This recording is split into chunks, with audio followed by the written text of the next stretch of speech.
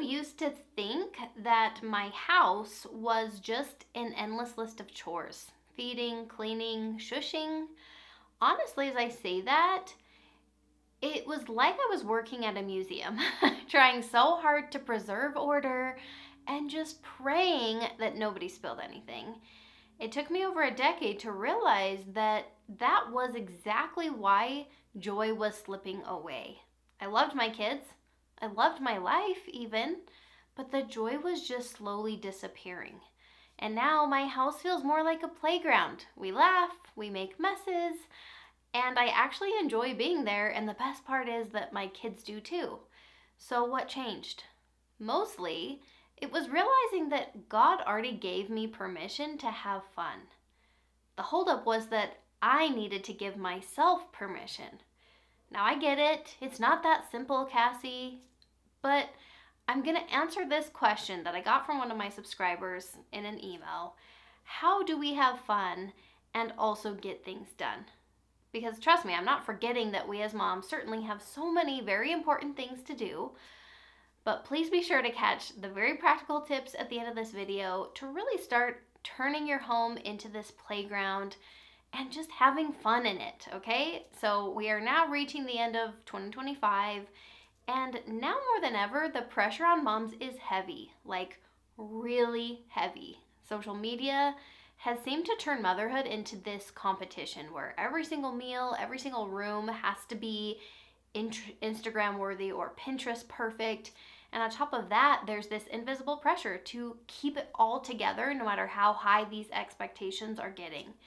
And the problem is that I see as I coach moms, at least, is that many moms really are equating homemaking with duty instead of delight. And so it's no wonder why home starts to feel like this soul-sucking job that you can never clock out of, instead of the safe, joyful space that God really intended for it to be. I'm Cassie. I'm a certified life coach. I'm a mom of 3 kids. I've been a stay-at-home mom for 13 years, and I really do know what it feels like to carry the weight of motherhood on your shoulders that feels incredibly heavy. Just always thinking that I could do a little bit more or a little better or maybe be more like this other mom, then I would finally be able to enjoy it. But all it did was leave me totally burnt out and exhausted. And what finally changed everything for me was realizing that God never asked me to be perfect. He asked me to show up for myself and my family and, yes, have fun. So if that sounds appealing to you, if that's something that you're needing in your journey right now, subscribe and also check out the free ebook below because my free masterclass is coming very soon, and grabbing that will get you in the loop about when that's going to happen, and it'll get you first access. Ladies, joy is for now, right now. And if you believe happiness is only for heaven, later, you will miss the joy that God already promised you right here and right now. It was really, really easy for me to think that happiness would just come later. It would be something I could enjoy later when the kids were older, or later when the house stayed clean, or later when money wasn't so tight, later when I was more patient or more spiritual or more like this other mom. But all of those laters left me completely empty. I was living on a tight military budget. I was raising babies through deployment, and I was carrying that weight of just keeping it all together all the time, doing all the things. I loved God, I loved my family, and deep down, I just thought that being a good mom meant pushing happiness aside, because honestly, it felt like it was selfish or temporary. But listen to this scripture. It reminds us of, and I quote, "The blessed and happy state of those that keep the commandments of God, and if they hold out faithful to the end, they are received into heaven, that thereby they may dwell with God in a state of never-ending happiness." So the thought that happiness is just for later stopped in its tracks, right? Because God isn't saving happiness just for later. He's promising it now in the temporal things and forever in the spiritual things. Happiness isn't selfish, and it certainly isn't for someday. It's part of God's plan. He designed obedience to bring joy, both in your eternal salvation and in your daily life as a mom. So it means happiness can show up in something as eternal as your faith and as ordinary as a kitchen dance party. So, if joy is part of God's plan for us, why do moms seem like the least joyful people on the planet? When I first became a stay-at-home mom, joy came very naturally. I was truly living the dream. Raising babies, running a home, I'd always wanted to do that for as long as I could remember. My answer to anyone's question of what do you want to be when you grow up was a stay-at-home mom and a piano teacher. Always wanted to do it. Everything in my life led me up to that decision. I babysat. I worked at the preschool in my high school. I got my degree in human development to prepare me for being a mom. Never planned on working outside the home. I even started fostering when we were struggling with infertility because I just wanted to be a mom. And then I had my own kids, and I really did love my life. Over the years, though, slowly, joy just started what I would describe as draining away. Just drip by drip, it was kind of disappearing with every unfinished to do, every meltdown, every self-imposed rule about what a good mom should do, all the ways that I was falling short, basically. I just kept trying to get it all right. The meals, the messes, the moments. And somewhere in all of that trying, I stopped laughing. I stopped enjoying my kids. I still loved them. I still loved God, but I wasn't really enjoying it. Have you ever felt that way? Like you're trying so hard, you're chasing perfection, and so joy feels more and more out of reach. And here's why. Joy needs your permission. And that's why fun feels so impossible in motherhood sometimes. The joy isn't gone, we're just blocking it. You can't feel joy when your guard is always up. For a really long time, I carried the pressure of always being on, always patient, always serving, always keeping it together. And honestly, it turned me into a martyr more than it was turning me into a good mom. Like I thought that what being faithful looked like was doing that, doing all the things that you just didn't want to do and missing out on the family fun. Have you ever done that? I used to not watch our family movies because I would just kind of slowly creep my way out to the kitchen because the mess was still there, or in the living room because if I could just tidy really quick, then we'd be enjoying our time after the movie. I was kind of forcing myself to skip out on the moments of fun that my family was already participating in because I was just so guarded 24/7. I talked recently about survival mode. Way too many moms are stuck there. Life gets really overwhelming, and so your kind of emergency generator, we could call it, kicks on. That's survival mode, trying to keep things running just at the bare minimum so that it wants to keep you from crashing, really is what it's doing. And when you're in survival mode, there's no room for play. And here's the thing, permission starts in your thoughts. Most of us are carrying these quiet beliefs all the time, like, I don't have time for fun, or if I let go, everything will fall apart. If I don't do it, no one will. Those thoughts feel really true. They might even feel very noble, right? It's for a good cause, but they're not true. They're just these old scripts, old autopilot, and they block the joy that God promised you. We are allowing thoughts to bring feelings of overwhelm and strictness or resentment, right? We know in coaching that our thoughts create our feelings. So if we want to feel joy, we've got to trace our current feeling, maybe overwhelm, resentment. We've got to trace those feelings back to the thoughts that are creating those feelings. Let's see what's going on up there. And there's a shift that happens when you start offering yourself more helpful thoughts.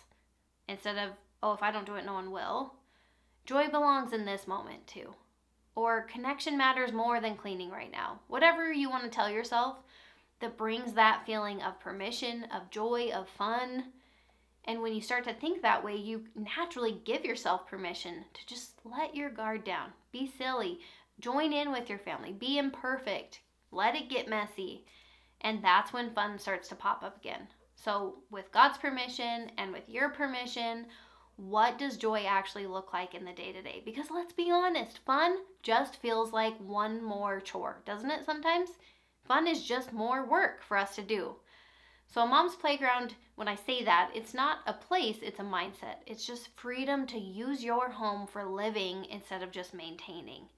So back when I felt like that museum employee, museums are about protecting the past. And compare that to playgrounds, which really are about creating joy in the present moment. And the truth is, your kids don't want to remember a house that looks perfect.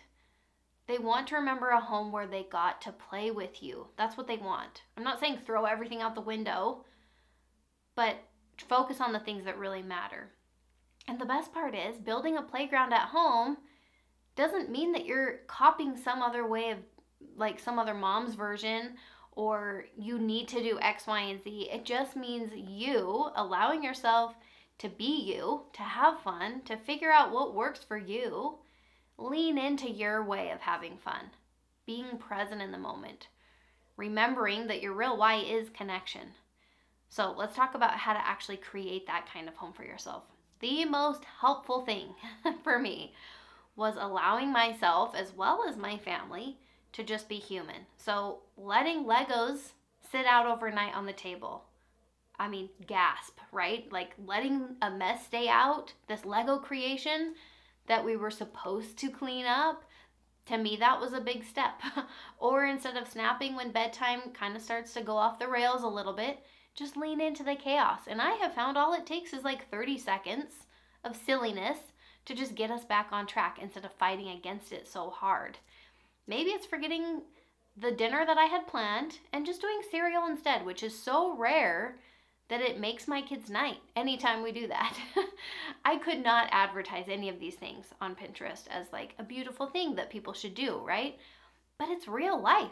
And it's how I remind myself that my kids don't need me to be perfect. They don't need the pin that I'm like saving to this board.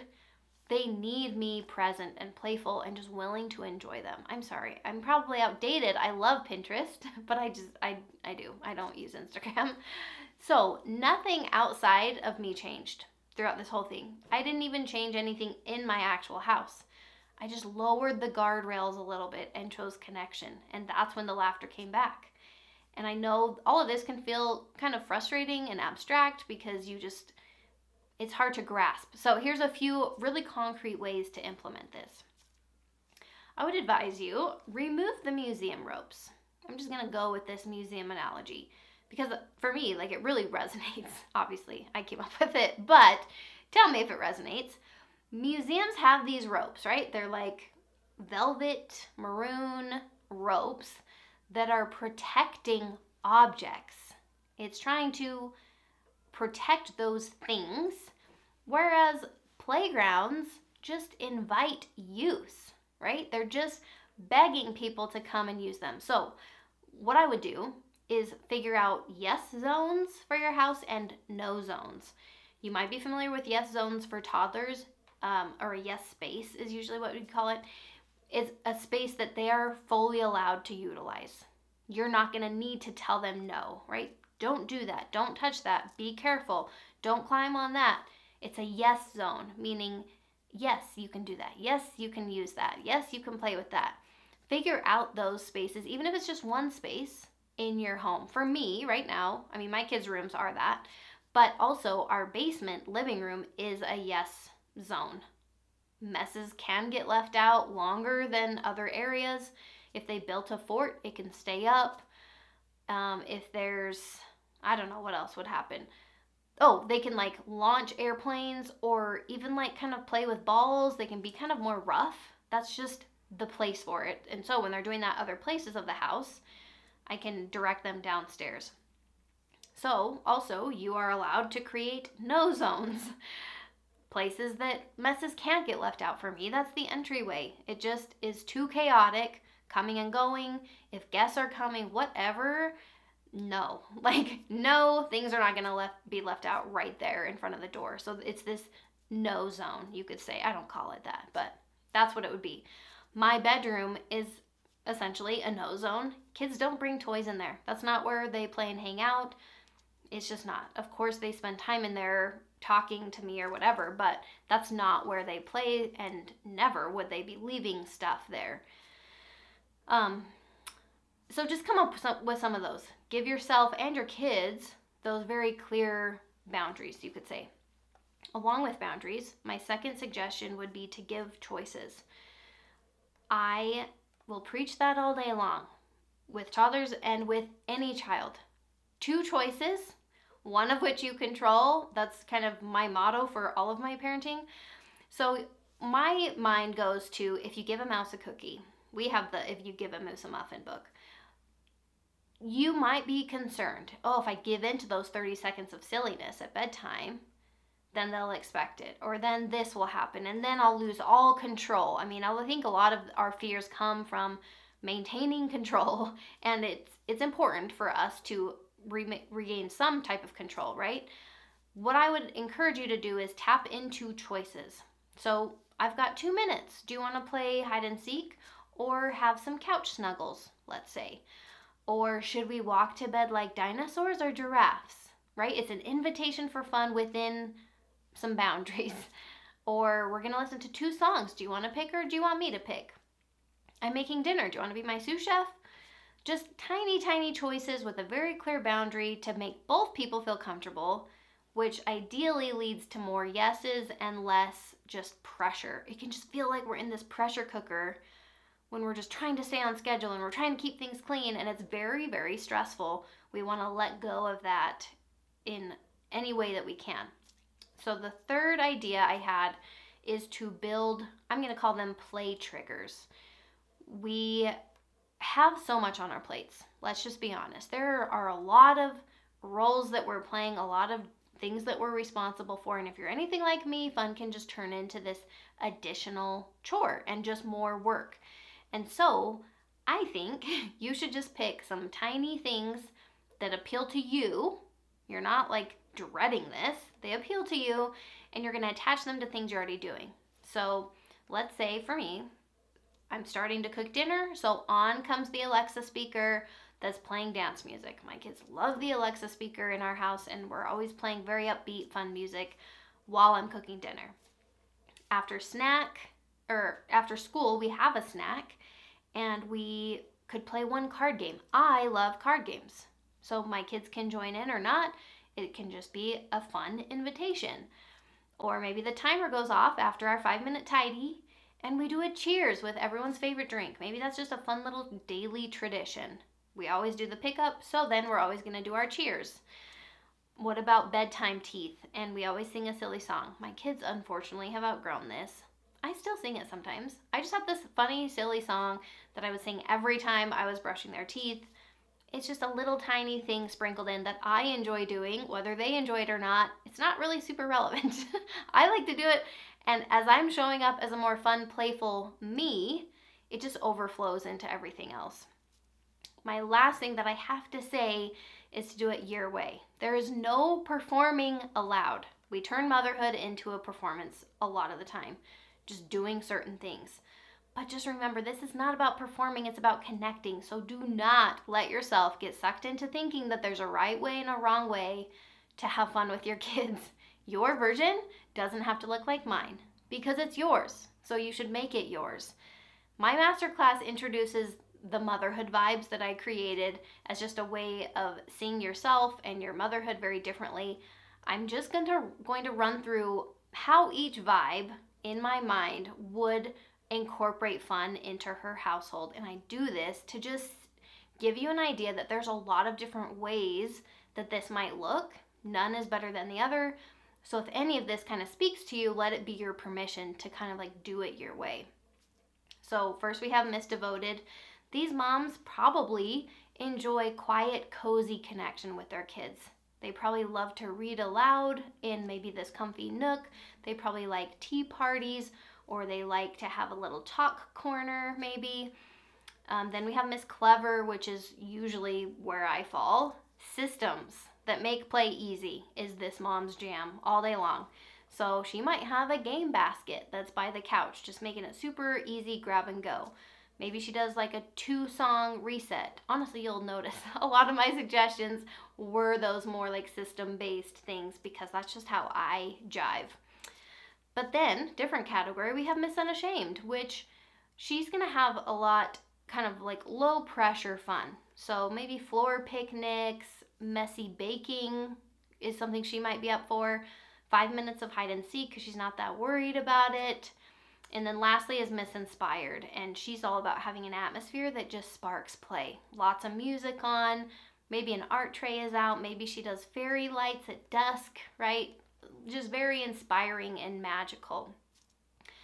Fun isn't about adding something else to your to-do list. It will feel like that at first, and that's okay. It's not about performing for your kids. It's just about showing them what joy looks like. Letting them get to know you and you getting to know yourself, because you're giving yourself that permission. You get to be a person with preferences and ways that you can incorporate fun into your job. You're being a mom, you have a job that you take very seriously. You love your family, you love keeping your home orderly. Those are wonderful things. And you're going to learn how to make that fun for yourself to enjoy. You want to enjoy it. Your entire home changes when you do this. And I'm not being dramatic. It truly can stop feeling so much like a job that you just can never finish. And it actually starts feeling like a playground that you get to just enjoy and that you actually want to be in. And the best part is, you don't need to change much. You don't need a new routine. You don't need to buy anything. You just need to be yourself. Honestly, you need to let yourself be yourself and invite the joy back in. So, the free masterclass is coming. How I found confidence in motherhood without doing more or being someone else. Grab the free ebook. Release that comparison. Release all of the pressure and just actually discover who you are. Discover your own strengths and finally just enjoy being a mom. You're doing amazing, and I'll see you soon.